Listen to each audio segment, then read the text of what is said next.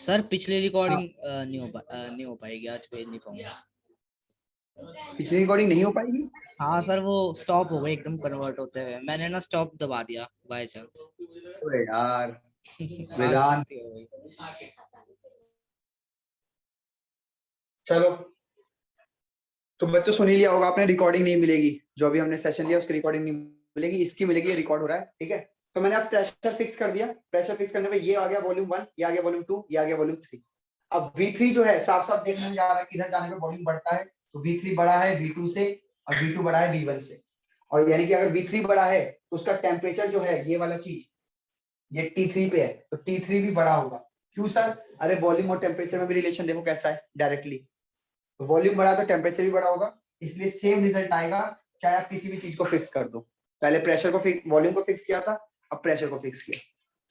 ठीक है, बढ़े आगे। Okay sir. यस। ठीक। अब आप एक काम कर सकते हैं, आप लोग, मैं थोड़ा सा, मुझे 3-4 मिनट दीजिए, मुझे जरा पीछे कुछ काम आ गया है। आप मेरे लिए एक काम कर लो जब तक। 5.1, 5.2 एंड 5.3, 3 गुलाबी बक्से आपको दिख रहे होंगे। इन तीनों गुलाबी बक्सों को अपने हाथ से अभी सॉल्व करो, विदाउट एनी चीटिंग। ठीक है, फिर आंसर मैच करना। माइक ऑफ कर रहा हूं, तीनों क्वेश्चन सॉल्व करो अभी। ये तीनों 5.1, 5.2, 5.3 गुलाबी बक्से।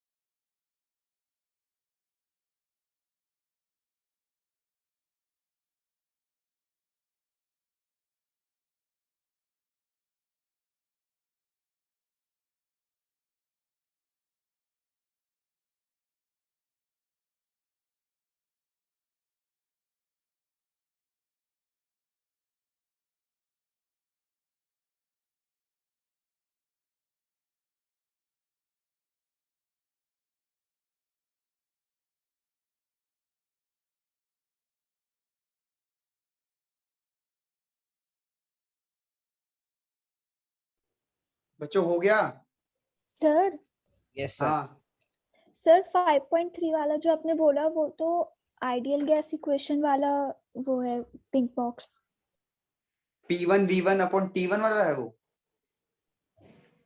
सर उसमें ना Yes, sir. P1 V1 upon T1 equals to P2 V2 upon T2 वो वाला अच्छा ठीक है आइडियल ठीक गैस है। इक्वेशन। सर वो 5.3 आइडियल गैस है। हाँ वो मतलब आइडियल गैस जैसा है, आइडियल गैस, हाँ कह लो आइडियल गैस ही है। 5.1 तो मुझे 5.2 हो लगा गया। कि कंबाइंड वो बना है। Yes sir. चलो अगर 5.1 सर 5.2 लेकिन हो मुझे गया तो एक बार 5.1 में एक डाउट है।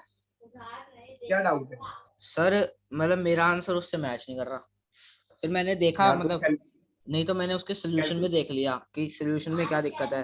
तो बोलो तो। सर वो पीछे से आवाज आ रही थी ना। सर मैं ये कह रहा हूँ कि P2 जो है वो 0.2 बार दिखा रहा है। वो कह रहा है कि वो एक्सीड करेगा 0.2 बार से तब बर्स्ट होगा। तो सर 1.2 नहीं होनी चाहिए उसका प्रेशर, मतलब P2। यार अब मेरे पे किताब नहीं है भाई इस टाइम। सर मैं क्वेश्चन बोलूं? समझ नहीं रहा। देखो P1 V1 is equal to P2 V2। पहला प्रेशर कितना दिया हुआ है? सर पहला प्रेशर दिया हुआ है 1 बार।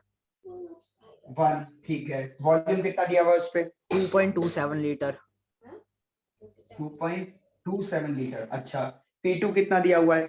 सर यही डाउट है बस। P2 में वो बोल रहा है कि it will burst if pressure exceed 0.2 बार। तो यहाँ पे प्रेशर 1.2 होना चाहिए या 0.2 होगा? प्रॉपर लैंग्वेज बोलो। सर प्रॉपर लैंग्वेज सर ये कह रहा है एक मिनट रुको रुको मुझे एक मिनट दो। मैं इसी में अपनी एनसीईआरटी किताब खोलता हूँ फोन में और मैं देख लेता हूँ कि क्या लैंग्वेज बोल रहा है।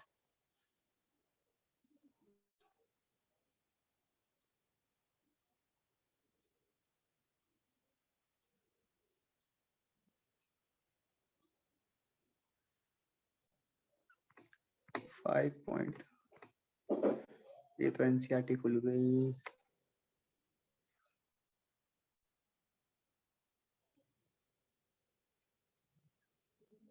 अभी आपको वीडियो भी दिख रही है क्या?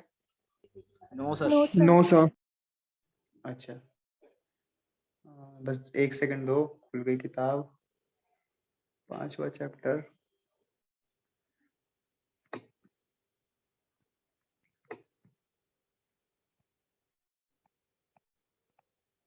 हाँ A balloon is filled with hydrogen at room temperature. It will burst if pressure exceeds 0.2 bar. At 1 bar pressure, the gas will up to what volume can the balloon be?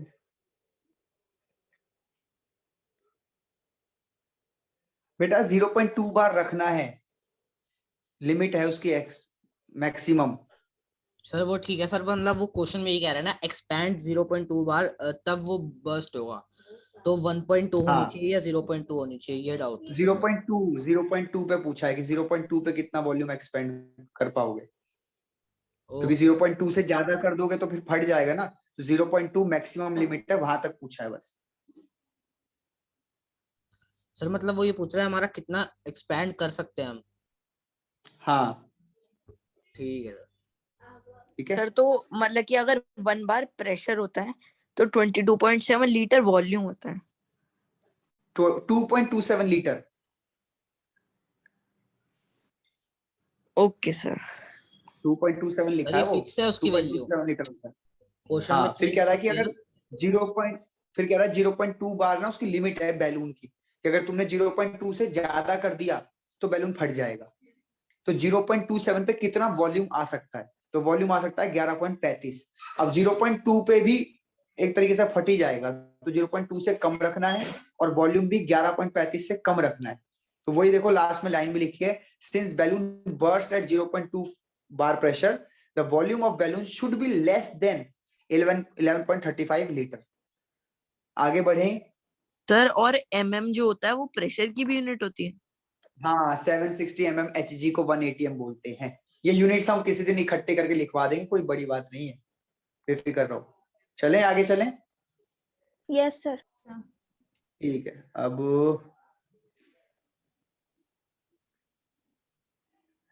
चलो आगे वापस video पे। मैं इसका screenshot लेना हो ले, मैं मिटा रहा हूँ ना। ये लो पूरा बोर्ड ऐसे कर दिया, लेना हो स्क्रीनशॉट लो जल्दी। चलो रेज हैंड आई गए, 3 बच्चों के रेज हैंड आए हैं, बाकियों ने करा नहीं गया ये क्वेश्चन। दो क्वेश्चन थे बेटा, 5.1 5.2। सब रेज हैंड कर दो एक बार। सोमृता बेटा आ रहा समझ? एरिन बेटा आ रहा समझ? Yes sir. ठीक है।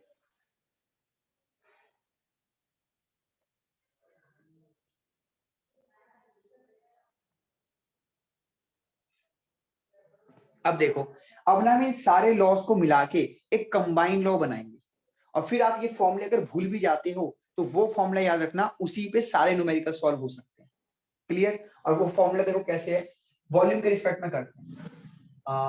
वॉल्यूम इनवर्सली प्रोपोर्शनल टू है प्रेशर के, यहां से देखो V को यहां लिख दिया, P को यहां लिख दिया। साथ ही साथ वॉल्यूम जो है वो डायरेक्टली प्रोपोर्शनल टेम्परेचर के भी है, यहां से देख लो। और साथ ही साथ वॉल्यूम जो है वो डायरेक्टली N प्रोपोर्शनल एन के भी। तो आप क्या कर सकते हैं, आप यहां से हटा सकते हैं V और प्रोपोर्शनल करके, और N T और P लिख सकते हैं। अगर हम तीनों को कंबाइन करें, अच्छे से चेक कर लो, तीनों को कंबाइन किया, ये लिख दिया। अब प्रोपोर्शनल हटेगा तो भाई प्रोपोर्शनल हट के आ जाएगा आपका एक कांस्टेंट, और यहाँ पे वो कांस्टेंट है बेटा R, तो लिखते ऐसे हैं NRT। R को ऐसे बीच में लिख दिया है, वैसे कोई सेंस नहीं बनता, R यहाँ भी लिख सकते हो आप पहले, लेकिन बोलने में अच्छा लगता है क्योंकि अभी आपने हर एक के मुंह से यही सुना होगा। P यहाँ जाएगा, PV is equal to NRT। ये है आपकी ideal gas equation, ideal gas equation PV is equal to NRT। तो इस तरीके से, इसलिए मैंने R को बीच में लिखा, वरना R आगे ही आता है, यहाँ पे R आ सकता है, यहाँ आ सकता है, जहां मर्जी सर वहां लिखो। R को गैस कांस्टेंट कहते हैं ना? हाँ अभी आएंगे आएंगे, एक एक करके सब पे आ रहे हैं। अब R जो है वो यूनिवर्सल गैस कांस्टेंट नाम से जाना जाता है, यूनिवर्सल गैस कांस्टेंट। अब ध्यान से सुनिए, इस R की तीन वैल्यूज हैं, जो वैल्यू आपको इस्तेमाल करनी है इस चैप्टर में वो वैल्यू है 0.0821। ये वैल्यू आपको इस्तेमाल करनी है 0.0821। कई बार बुक में आपको बोल देगा कि 0.083 इस्तेमाल कर लो, बोल देगा कई बार, तो वो देखना पड़ेगा आपको बोल रहा है कि नहीं, अदरवाइज ये इस्तेमाल करनी। एक वैल्यू और होती है 8.314 जूल करके, और एक होती है 2 कैलोरी करके, मतलब 1.99 कैलोरी होता है पर 2 कैलोरी होता है, अगर आप अप्रोक्सीमेशन लो। तो ये दोनों जब इस्तेमाल करनी है जब कहीं बात आए एनर्जी की। तो इसके बाद एक थर्मोडायनेमिक्स चैप्टर है, वहां पे एनर्जी की खूब बातें चलेंगी, तो वहां पे जब भी R आ जाएगा किसी फॉर्मूले में तो ये दोनों वैल्यूज इस्तेमाल करनी। पर जब भी आपका कहीं फॉर्मूले में प्रेशर वर्ड आ जाए, प्रेशर, कभी भी कहीं प्रेशर वर्ड आ जाए तो प्रेशर में ये वाला फॉर्मूला इस्तेमाल करना है, in case of pressure given, in case of pressure. ठीक है जी। अब मैं आपसे अगर कहूं कि बेटा मुझे ना R की ये वैल्यू तो बता दी 0.0821, तो इसकी यूनिट बता, कैसे बताएगा? तो बहुत आसान है, आप R को ही रखो और बाकी लोगों को उधर भेज दो। तो देखो ये फॉर्मूला बनेगा R का, PVNT, ये फॉर्मूला बनेगा जहां तक मुझे लग रहा है। P को यहाँ भेज दिया होगा, यस सर यही N बनेगा। और T को यहाँ भेज दिया। अब यूनिट देख लो, बहुत आसान है। P की यूनिट होती है ATM, वॉल्यूम की होती है लीटर, टेम्परेचर की होती है केल्विन, इसकी होती है मोल। तो यूनिट क्या बन गई 0.0821 ATM लीटर, ATM करके हाइफन लिखा है मैंने, ATM हाइफन लीटर और स्लैश मोल पर केल्विन, ऐसे लिख दिया, हो गई यूनिट तैयार। 0.0821 ATM लीटर स्लैश मोल पर केल्विन। बताओ हजम हुई कि नहीं हुई? एक बार रेज हैंड कर दो कि हाँ सर यहाँ तक क्लियर हुआ। 2 बच्चे, 3 बच्चे, 4 बच्चे, 5 बच्चे, 6 बच्चे। सर ये एटीएम लीटर है, एटीएम लीटर पर मोल हाँ केल्विन। पर मोल केल्विन, एटीएम ये हाइफन डाला मैंने, एटीएम हाइफन लीटर मोल पर केल्विन। चलिए सभी के रेज हैंड आ गए। अरिन आपका नहीं आया बेटा, अरिन आपको यूनिट समझ नहीं आई क्या? आ गई सर। आ गई, ठीक है। अरिन अब आपकी कल क्लास होगी भाई, तुम्हारी क्लास बहुत छूट रही है। चलो ओके इसे सर। मिटा लो बेटा, स्क्रीनशॉट लो पहले, मिटा रहे हैं इसको। सर अभी चैप्टर कितने दिनों का बचा है? भाई बस खींच दिया, 2 क्लास और, 2 क्लास और साथ दे दो, खींच देंगे। ओके।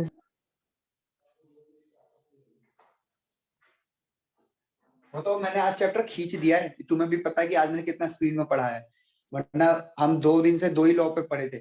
आज देखो 4 लॉ भी खत्म, सबके ग्राफ खत्म, फॉर्मूले खत्म और आइडियल गैस पे भी आ गए। तो आइडियल गैस इक्वेशन क्या बनाई हमने, PV is equal to NRT. अब देखो आर तो कांस्टेंट है, ठीक है, जिसकी वैल्यू मैंने बता दी। टी टेम्परेचर है जो कि हमेशा केल्विन में लेना है, केल्विन में लेना है। ये मोल्स है, इसके बारे में क्या ही बताएं, given mass upon molar mass सबको पता ही है। और वॉल्यूम हमेशा लीटर में लेना है और प्रेशर यहाँ पे हमेशा आपको एटीएम में लेना है, ये ध्यान रखना आप लोग, ठीक। अब मैं आपसे कहूं कि बेटा आपने मोल फिक्स कर दी, मोल जो है फिक्स कर दी है ना, मोल कांस्टेंट कर दिया, मतलब कोई अमाउंट जो है गैस का वो आप चेंज नहीं कर रहे, जितने मोल थे उतने ही रखे। तो अब इसके से कोई और फॉर्मूला बन सकता है, तो बिल्कुल आप मोल को ही रहने दो, आर को ही रहने दो, क्योंकि आर भी एक कांस्टेंट है, टी को यहाँ भेजो, तो ये आ जाएगा P1, या ऐसे कर लो PV upon T is equal to NR। अब यहां से एक नया फॉर्मूला मैं बना के दिखा रहा हूं, ध्यान से सुनना, फॉर्मूले बहुत सारे हैं लेकिन इस्तेमाल आपको मेन यही करना, इसी से काम बन जाएगा। अब देखो क्वेश्चन क्या आएगा, क्वेश्चन क्या आएगा 5.3 है ना, 5.3 क्वेश्चन जो है, एक बच्चा कोई जिसका माइक अच्छा चलता है डिक्टेट कर दो फटाफट। Sir, at 25 degrees Celsius and 760 mm of Hg pressure, a gas occupies 600 ml volume. What will be its pressure at a height where temperature is 10 degrees Celsius and volume of the gas is 640 ml?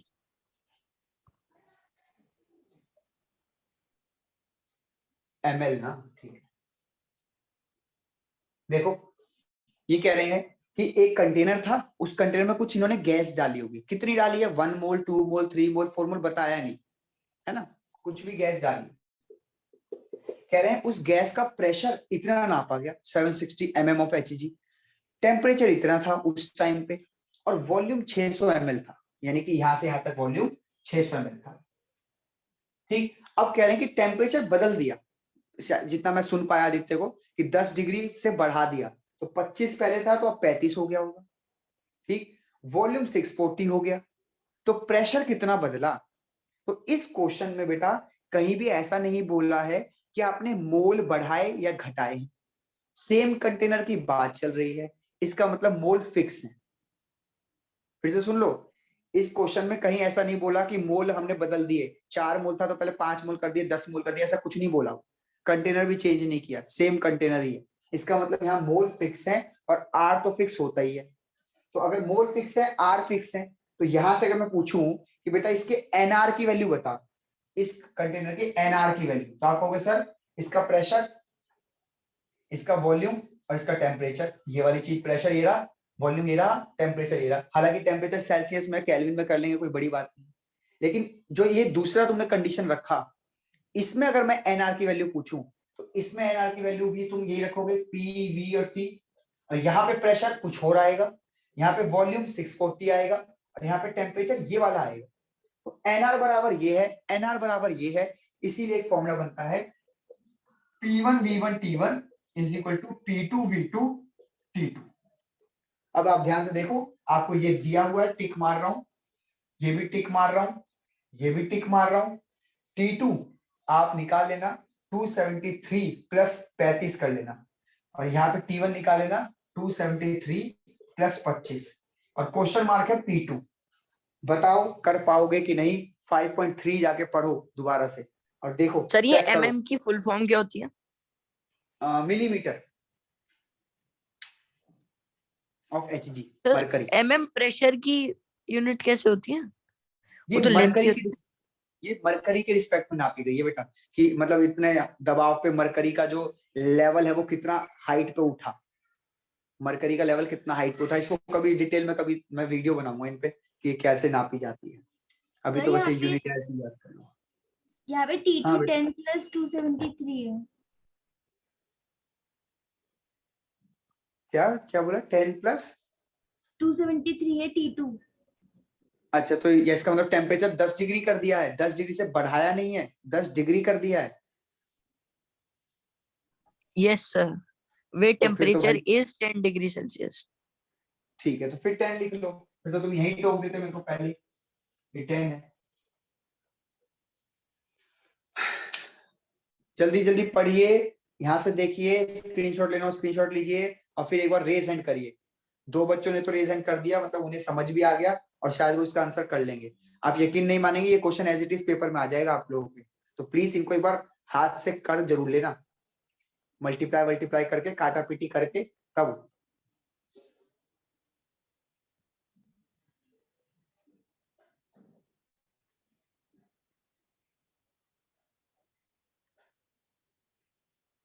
हाँ हाँ गलत होगा।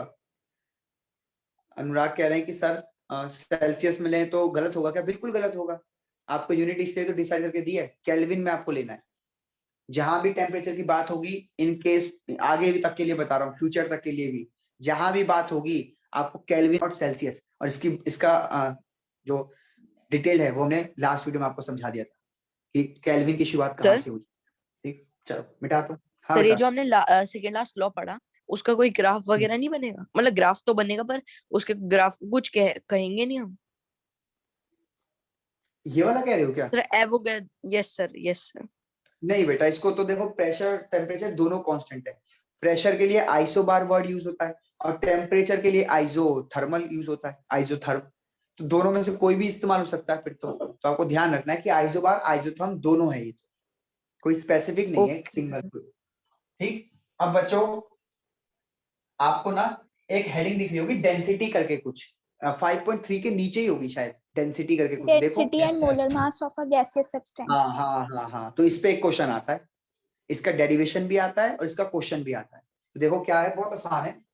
PV is equal to nRT। अब n को खोल दो given mass upon में molar mass और RT, और यहाँ P और V। ठीक है जी। अब मोलर मास को यहाँ भेज रहा हूँ, R और T को नीचे भेज रहा हूँ और V को यहाँ भेज रहा हूँ। तो देखो मोलर मास R और T नीचे आ गए और ये आ गया गिवन मास अपॉन में वॉल्यूम।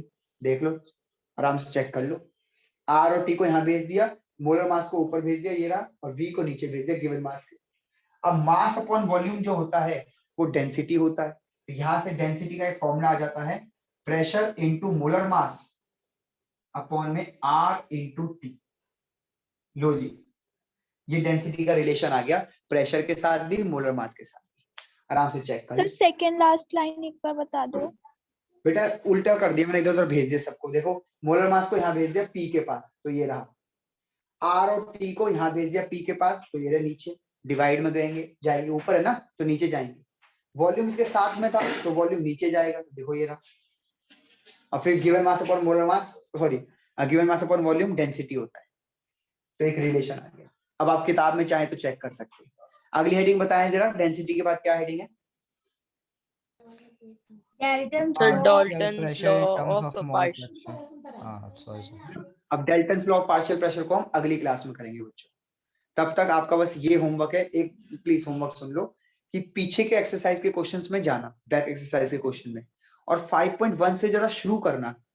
तो आपको दिखेगा कि आप सारे क्वेश्चन ऑलमोस्ट कर पा रहे हो। सिर्फ Dalton's law of partial pressure वाले क्वेश्चन नहीं कर पाओगे, वो भी 1 या 2 ही होंगे, बाकी आप सारे क्वेश्चन कर पाओगे। तो प्लीज ट्राई मारना, 5.1 से शुरू करना। ठीक है, जो नहीं होगा उन्हें गोला मारते हुए चलो। जब चैप्टर की आखिरी क्लास होगी तो मैं आपसे डाउट पूछ लूंगा और उस दिन मेरे से सॉल्व करवा लेना। सर आज के लिए विस्कोसिटी के इतना ही। रिलेटेड भी होगा कोई क्वेश्चन?